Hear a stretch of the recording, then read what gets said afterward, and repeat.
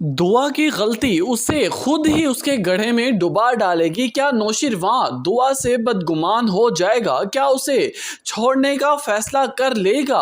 Drama serial जान निसार बहुत ही fantastic और ब्लॉकबस्टर बनता जा रहा है, क्योंकि हर किस्त में एक नया ट्विस्ट, एक नई स्टोरी अपनी राह इख्तियार करती जा रही है। क्योंकि अब यहाँ पर नौशीरवां को शक की बुनियाद पर वो जाफर को दुआ के पीछे लगा देगा, कहने लगेगा कि मुझे पता करके बताओ कि आखिर इसके पीछे माजरा क्या है, क्या हो चुका है, क्या हो रहा है।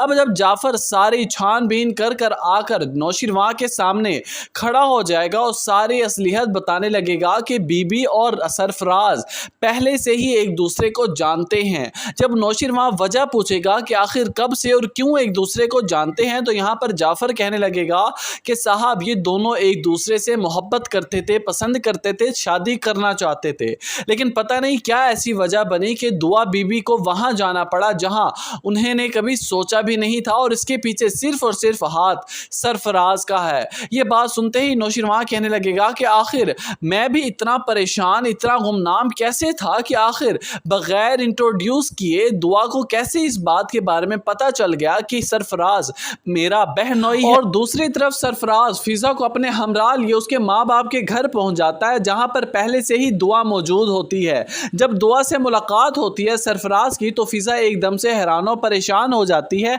दुआ कहने लगती है कि फिजा, तुम जानती हो तुम्हारा शोहर मेरे ऑफिस में मुलाजिम है, मुलाजमत करता है। यहाँ पर सरफराज कहने लगेगा कि हाँ, मैं तो बताना ही भूल गया, कोई ऐसा मौका ही नहीं आया जहाँ पर मैं फिजा को बता सकूं कि मेरी तुमसे मुलाकात हो चुकी है। अब यहाँ पर फिजा के जाने के बाद सरफराज दुआ से हाल अवाल पूछने लगेगा, जबकि दुआ उसे मुसलसल इग्नोर करती रहेगी, कहने लगेगी कि अपनी जुबान बंद रखो। यहाँ पर सरफराज कहने लगेगा कि अरे ऐसी ही बेतकल्लुफी, क्या तुम नहीं जानती कि किस तरह से हम दोनों एक दूसरे से मोहब्बत करते थे, बातें किया करते थे, तुम मेरी कॉल्स का इंतजार किया करती थी।